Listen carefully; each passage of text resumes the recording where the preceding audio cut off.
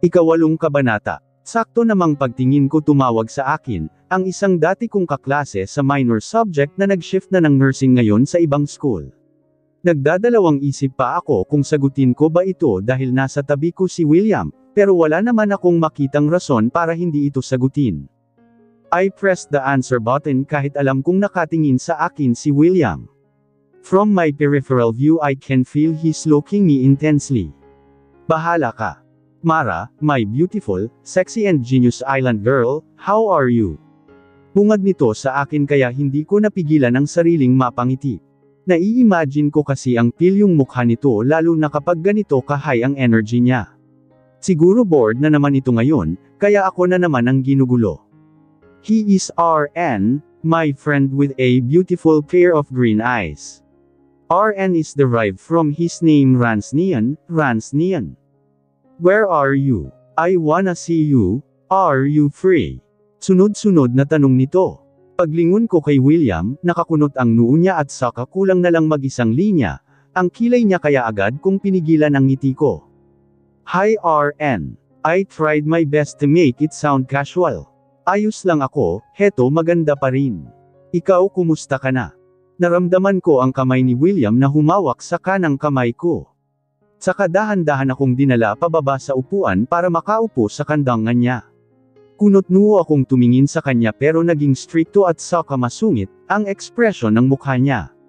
Hindi ko alam pero bigla akong nakadama ng takot. Is he mad? Ang sabi niya pa naman sa akin iba siya magalit at saka paparusahan niya daw ako kapag sinadya kong galitin siya. I'm fine. Where are you? I wanna see you. It's been a while we haven't seen each other. Balita ko nagpapayat ka na daw. Madami na siguro ang nanliligaw sa'yo ngayon ano. Damn. I'm really left behind. I know this dude is just joking. Dati pa nitong sinasabi na liligawan niya daw ako kapag nag-18 na ako pero hindi ako naniniwala. Mukha niya, isa ding playboy. Kabi-kabila ang girlfriend. Kung sa pagkain pa madami nang nakalaway sa kanya. Mara, my girl, malapit na ang debut mo. Remind lang kita baka nakalimutan mong liligawan pa kita. Of course hindi ko makakalimutan yun, always niya kayang nire-remind sa akin yun, pero hindi ko naman sineseryoso. Ako pa ba talaga ang liligawan niya madaming chicks na naghahabol sa kanya. Dal-dal mo peren? Niyan, yun lang ang naging sagot dahil naramdaman kong napahigpit. Ang pagkayakap ni Zack sa bewang ko at saka siniksik niya pa ang mukha sa leeg ko. Hindi niya naman siguro naririnig ang boses ni RN, diba? I'm sitting on his lap sideways. My left hand is hugging his nape, and my other hand is holding the phone in my right ear. Nasa kabilang side naman yung phone ko, I'm sure he's not hearing what RN is telling me on the other line. Are you free? I will pick you up. I'm just nearby. Kasi hindi ko alam kung anong isasagot ko kay RN. I'm not busy though but for sure, may magtatampo kung sasabihin kong bakante ako. William already planned na magmo-movie marathon kami ngayon, because next week he will be busy for the preparation of his board exams. Daanan na lang kita dyan. You're still living in the same apartment right? Sisigot na sana ako nang bigla kong naramdaman ang mainit na dila ni William sa leeg ko. Yeah but, I stammered because I felt William's tongue started sucking my neck. Sure I felt the electricity running through my veins, and it's making my mind hazy. Nawawala ako sa tamang pag-iisip dahil sa ginagawa niya. He's clearly distracting me, and I can't think properly now. I tried to push him, but he tightened his hug. He's making kiss sound in my neck, halatang sinasadya niyang lagyan ng tunog ang paghalik niya dito. But what? Are you okay, Mara? Oh shit, I think RN heard the small sound that escaped from my mouth. Did I moan or what? Mabilis kong tinikom ang bibig ko at saka pakiramdam ko biglang uminit ang aking buong mukha. Nakakahiya ka Mara, kastigo ko sa aking sarili. Are you still there? Hello? Yeah. Pero hindi ko na natapos ang sasabihin, dahil mabilis na kinuha ni William ang phone sa kamay ko saka nagsalita. She's not coming with you, man, we're busy. I'm her boyfriend, and then he ended the call. Why did you that, William? He's my friend. I want to scold him but instead, a soft sweet voice came out from my mouth. He exhaled exasperatedly, and buried his face more in my neck. I am now straddling him, both my legs are on the side of his waist, and both my hands are hugging his nape. After the call mabilis niya akong pinaharap sa kanya. Hindi ko nga nakuha ang phone ko sa kanya na basta niya na lang din tinapon kong. Saan? Relax, langga, I'm not gonna eat you, he said almost in whisper. For now. I stilled, nanunuyo ang lalamunan ko at saka nagwawala ang puso ko. I think I know what he meant by that. Today by far is the most intimate we've done to each other. I'm scared but, the same time thrilled, every time he kisses me before. But now that I tasted his lips, I think I like it. No, I love it. I love that taste of his lips brushing against mine. Nilayo nito ang mukha sa leeg ko at saka marahang hinawakan, ang ilalim ng baba ko para makaharap ako sa kanya. What did I tell you before, about you being a bad girl? Malambing niyang tanong sa akin. Tumikim ako at saka iniwas ang tingin sa kanya, hindi ko kayang tapatan ang intensidad ng mga titig niya ngayon. His midnight black eyes is looking darker this time. Nakakatakot palang galitin ng isang William Lagdameo dahil parang manggangain ng tao. Look me baby, don't be scared, he muttered. His breath is fanning my face sa sobrang lapit niya sa akin. Hindi mo naman siguro ako pahihirapan di ba? Isusumbong kita kay tatay, parang bata kong sabi sa kanya sabay kagat sa labi ko. Tumangala ito at saka pumikit. Marahas itong lumunok at saka nakita kong gumalaw ang Adam's apple niya. I can't believe that even that little movement from him, napapansin ko pa. Lahat na lang ata kay William napapansin ko. And damn, he looked so handsome, with that simple movement of his Adam's apple. Ginayuma niya ata ako. I'm too young and I should be feeling this, but I can't stop myself from admiring him. Hindi kita papahirapan, langga, he muttered and kissed the side of my lips. Sisiguraduhin ko pang masisiyahan ka kapag nangyari yun. Parang bata akong tumango sa kanya. Call me crazy but, the idea that him punishing me makes me excited. Anong klaseng parusa ang gagawin mo sa akin? Wala sa loob kong tanong sa kanya. Muli itong napalunok at saka lalo lang atang nahihirapan sa tanong ko. Bigla akong kinabahan, hindi niya daw ako pahihirapan pero, bakit ang parang nahihirapan siyang sagutin ako? Depende, kung gaano kalaki ang kasalanan mo, sagot niya habang madilim na nakatingin sa mga mata ko. Merong easy, average, hard level. Don't worry, I will let you choose. You will be the one to decide. But, I'm not bad. Ikaw nga ang nagpaiyak sa akin eh. You're making fun of me. Porke ba hindi ako marunong humalik pagtawanan mo na ako? Dapat sinabi mo para makapag-practice ako sa iba bago kita hinalikan. Hell no. He sputtered and his eyes darkened even more. The hell I will allow someone taste these lips, he said and kissed the side of my lips sensually. Naramdaman ko pa ang pagdila niya dito bago niya pinakawalan. Your lips are mine, baby. You are mine and I am yours. Don't you dare tell me that you will practice kissing somebody else, kung ayaw mong makapatay ako. Kumunot ang noo ko sa kanya. Seryoso. He will kill for me. Kitikat naman ng isang to. But when I looked his face his expression is serious, and there's no trace that he is joking. I'm not bluffing you, langga. I'm crazy when I'm mad. I swear, his expression darkened. But you made fun of me, kaya maghanap na lang muna ako ng magtuturo sa akin, para pagdating sa'yo magaling na ako. By then hindi mo na ako pagtatawanan cause I'm already an expert. Pinalungkot ko pa ang boses ko but deep inside I am just teasing him. Halos magbuhol na ang kilay nito at saka lalo lang dumilim, ang ekspresyon ng mukha niya. Mukhang lalo ko lang ata siyang ginalit dahil sa sinabi ko. You really wanna see me go crazy and mad, Margaret Rania? Nanunubok na tanong nito sa akin. Ang mga mata niya ay diretsyong nakatitig sa mata ko na hindi man lang kumukurap. You're being a bad girl and you should be punished for that by now. Nahigit ko ang hininga nang nilapit niya ang mukha niya sa akin.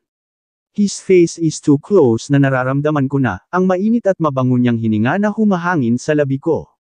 I'm tempted to kiss his lips again, pero hindi ako pwedeng mauna at saka baka kung ano pa ang isipin niya. Nakalimutan ko na atang huminga sa sobrang lapit niya sa akin. His finger reached for my lips, and started caressing it. He is staring my lips with so much intensity.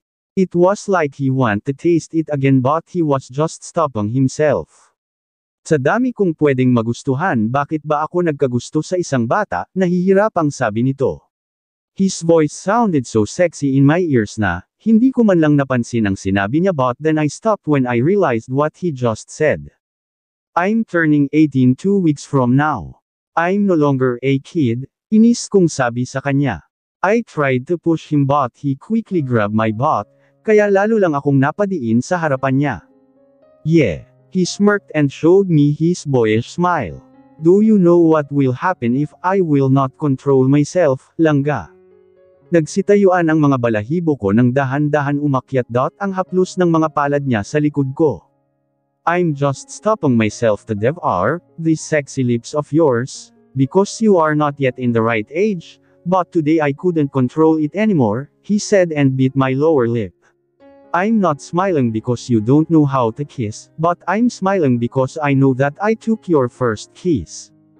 Inikat ko ang mga mata ko sa kanya. So yun pala yun kaya siya nakangiti. Umiyak pa ako, akala ko pinagtatawanan niya ako dahil hindi ako marunong. So anong kasalanan ko ngayon sa'yo? Bakit mo ako paparusahan? You really don't know what's the answer to that question, baby? He asked in a dangerous tone. Feeling ko tuloy mali pang nagtanong ako, dahil biglang nagbago ang ekspresyon ng mukha nito. Stop me while I still can, baby, I don't want to punish you, he said and buried his head on my neck again.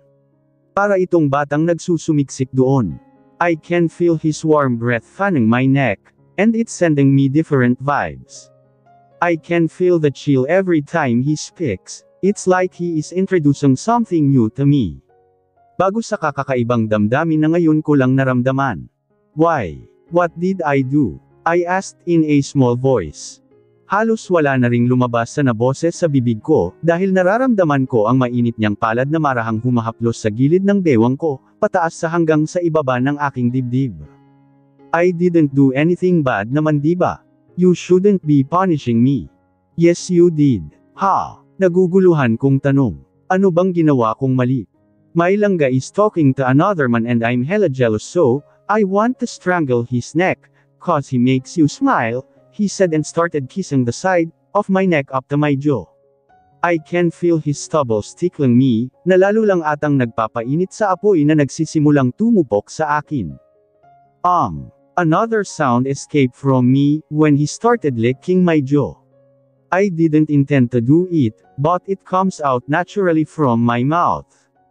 Dama ko ang kamay niya sa likod ko at saka naramdaman ko, ang pagluwag ng bra ko sa aking dibdib. Napakapit ako sa leeg niya dahil, pakiramdam ko bigla akong nanlambot. Is this my punishment? He hummed and continued licking my skin. You said I'm not yet at the right age, pero bakit mo ako pinaparusahan? Halos hindi ko na rin marinig ang boses ko sa sobrang hina nito. Pakiramdam ko tatatakasan na ako ng aking puso, dahil nagwawala na ito sa loob ng aking dibdib. I can wait till you turn 18 langga, but for now, you'll be punished lightly. Lalong nag-init ang mukha ko ng maradamon kung lumaki ang bukol na nakatapat sa pagkababae ko. Manipis ang short na suot ko ngayon, kaya halos damaykit na yung matigas na bukol sa bakana ng pagkababae ko. Bakit hindi hard? He chuckled. Easy, langga, baka sa kulungan ang bagsak ko. Okay, ikaw ang bahala. I wasn't able to finish my sentence, when he finally claimed my lips again. For the second time I felt his warm, and soft lips slowly brushing against mine. I opened my mouth, and closed my eyes as I felt the sensation taking over me again.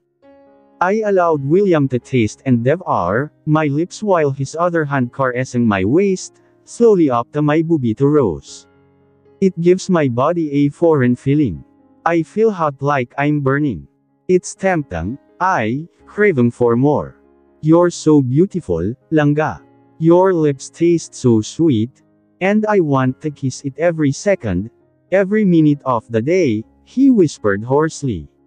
His voice sounded so sexy that it's so soothing to my ear. My heart is thumping so fast and loud, but I couldn't care less. I like this feeling that he introduced to me. I closed my eyes tightly when I feel he inserted his tongue in my mouth. Every flick of his tongue inside my mouth is making my knees weak, para akong nanghihina at saka nawawalan ng lakas. Hindi ko na napigilan ang sariling mapaungol, lalo na nung sipsipin niya ang dila ko. Napasabunot ako sa buhok nang maramdaman kong para na akong kakapusan ng hininga. I was feeling so hot. The air inside feels like burning. Parang may nagtapon ng apoy sa katawan ko at saka bigla na lang akong sinilaban.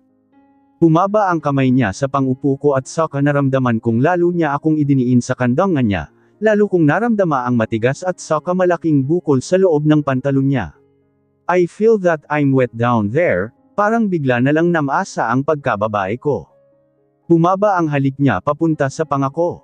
He started licking my jaw again, para na rin akong nalalsing sa kakaibang sarap na pinapadama niya sa akin. His lips trailed down to my neck, down to the most sensitive part just below my ear. My mind is already clouded with this foreign feeling, but I like every inch of it. I like his tongue kissing and licking every inch of my skin. Let's remove this, baby. Hindi niya na hinintay ang sagot ko at saka tuluyan niya nang tinanggal ang t-shirt and bra na suot ko. He moved too fast. Ilang segundo lang wala nang natirang damit sa akin. I tried to move hands to cover my breast, but he is too quick to stop me. Don't cover, Langga. Your bubito rows are beautiful. His lips went down to my collarbone and he started sucking it. Napapikit akong nang magsimula siyang himasin ang dibdib ko. Nakagat ko ang labi, na halos damyugo na para lang pigilan ang ungol na gustong kumawala sa akin. Hindi ko alam, pero nagugustuhan ko ang marahang pagpisil-pisil ng mainit niyang palad sa dibdib ko habang dinidilaan ang aking balat. Isang mahinang ungol ang kumawala sa akin nang bumaba ang labi niya. Tuluyan ng sinakop ang isang dangot ko. Napaliyad ako pero mabilis niyang sinuportahan ang likod ko at saka dinala ako palapit sa kanya. He looked up to me with erotic eyes. Namumungay ang mga mata niyang nakatingin sa akin, habang dahan-dahan niyang sinisipsap ang utong ko. His eyes were dark and dangerous and the same time mesmerizing. I was breathing so hard. Ang init ng bibig niya ay damang-dama ko na, halos magpapabaliw na sa akin. Nalalasing na ako sa sobrang kaluguran. My face is burning as I was looking him, sensually licking and sucking my nipples like a hungry baby. I moaned loudly. He continued kneading and sucking my breast and I'm not stopping him. It felt so good and I don't want to stop him. Hindi ko alam kung iididilat ko ba ang mga mata ko, para tingnan siya o ipipikit na lang para tuluyan na akong malunod sa makamundong pagnanasa. Napasinghap ako nang maramdaman ko ang daliri niyang maingat niyang pinadaan sa pagkababae ko. And in an instant biglang nag-iba ang posisyon namin. I don't know how he could easily carry me when I know that I am heavy. Pero kay William parang baliwala lang. Beautiful, he uttered. Bahagya siyang lumayo sa akin, pinagmasdan ang katawan ko. I don't know if I really look beautiful in his eyes, but looking him, he is staring me with so much admiration in his eyes. Nakita ko ang katuwaan sa mga mata niya pero mas nanagdoon ang pagnanasa. Bumaba ang kamay nito sa gilid ng bewang ko hanggang sa garter ng short na suot ko. Marahas pa akong napalunok ng ilang beses, dahil nahihiya akong malaman niyang namamasa na ang pagkababae ko. Let me proceed with your punishment. Baby, sabi niya sabay baba ng short and panty ko, you can stop and push me anytime. Langga, it's okay, dagdag niya. I bit my lower lip and swallowed hard nang dahan-daang lumakbay ang mainit niyang kamay sa kasalanan ko. You're soaking wet, he said and I blushed. I like to taste it. I like to lick every inch of it. I don't how to react what he said. Pakiramdam ko lalo lang namumungay ang mga mata ko. Gusto ko na lang itong ipikit. William, tawag ko sa kanya nang lumapit siya sa akin, saka ay nalalayan akong umupo sa kapinasando. Ako sa headboard ng kama. I want you to look while I'm eating you, Langga. I bit my lower lip when he positioned in front of me. He slowly parted my legs and dipped his head in my inner thigh down to my core. He slowly separated my folds using his fingers and then started licking it sensually. Napaungol ako nang bigla niyang sipsipin ang kuntil ko na halos magpaliyad sa akin. Pakiramdam ko ay biglang tumigil ang pag-ikot ng buong mundo nang pinaikot-ikot niya ang dila sa pagkababae ko. Sa bawat paghimod niya paghagod ng dila niya para akong nanghihina. May kakaiba akong kiliting nararamdaman sa loob-loob ko. You taste so good, Langga. Nalalasing ang mga mata niyang nakatingin sa akin. He is sensually licking the side of my cunt while he is staring me. The fire of desire is evident in his eyes and it added fuel to my body. I felt like I'm burning. It's hot, ang init ng katawan ko. Para na akong sinisilaban. Ang init ng hangin sa paligid. Lalo pang uminit habang nakatingin ako sa madilim niyang mga matang nakatitig sa akin, habang walang sawang gumagalaw ang dila niya sa akin pagkababae. I closed my eyes and I can't stop myself to moan when continue sucking my bud. I started losing my sanity. Para na akong mababaliw sa kakaibang sarap ng mapmundong pangnanasa na pinagsasaluhan naming dalawa. Napaangat ang pangupo ko ng dam ako ang kamay niya doon ay nilalayan ito para lalong mapasubsob sa mukha niya. Ang sarap, sambit ko nang maramdaman ko ang pinatigas niyang dila na pumasok sa aking entrada. Hindi ko na alam kung saan ko ibaling ang ulo ko lalo nung nagsimula na siyang ilabas-masok ito sa aking pagkababae. Move your hips, Langga. Malambing niyang utos sa akin na agad ko namang sinunod. Mabagal kong ginalaw ang bewang ko para salubungin ang pinatigas niyang dila na naglabas-masok sa aking kasalanan. Hindi pa ito nakontento, lalo niyang idiniin ang dila niya sa loob ginalaw-galaw na para bang may pilit itong inaabot doon. Habol-habol ko na ang aking hininga. Para na akong nababaliw sa sarap. Hindi ko alam kung paano itigil ang ginagawa niya sa akin. Nalulunod na ako ayokong umahan. Gusto ko, may nais akong abutin. Hindi ko maipaliwanag ang kakaibang sarap na hatid nitong bagong sensasyong pinakilala niya sa akin. Naliihi ako. Napasabunot ako sa buhok niya. Parang may kakaibang kilati akong naramdaman sa loob ng puson ko. Sinubukan kong ilayo ang ulo niya sa akin ngunit lalo niya lang itong isinubsob at idiniin doon. Come for me, Langga. He said and then continued dipping his tongue in and out. I will.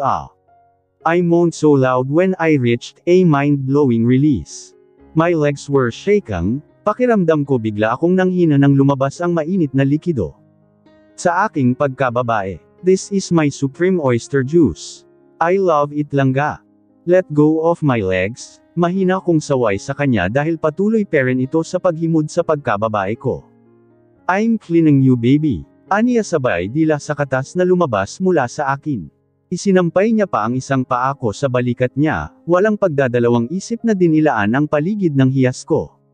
I felt lost for a moment. Looking him staring me while his tongue is sensually cleaning my pearl look so hot and sexy. Para akong nawawala sa sarili kong mundo. It's something new, it's something mind-blowing. We'll do the hard punishment next time, Langga. For now, let me spoil you with my tongue. Then he started dipping his tongue again in my inner core.